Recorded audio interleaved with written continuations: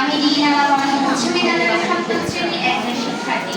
আপনি কি করছেন? কবি শরদিন্দু কর্মকারের লেখা কবিতা নারী। মানুষকে বলে মনে নারী নিজস্ব নাই কিছু, আমি তো দেখি জগৎ চলে নারীর কিছু কিছু।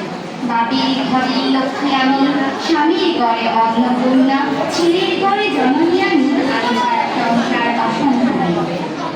আমার দেখে আপন করতে আর কি কেউ পারে, বাপের ঘরকে ছেড়ে ইচ্ছেও পরকে খালি ঘরে। গোচ্ছ থেকে গোচ্ছান্তর যদিও আমি হই, তবুও যেন জননী রূপে সফল দুর্ভট।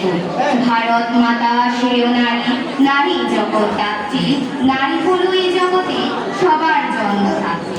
পুরুষতান্ত্রিক সমাজটায় পুরুষকে বড় করে, জেনে রাখো সেই পুরুষকে নারী গর্বে ধারণ করে।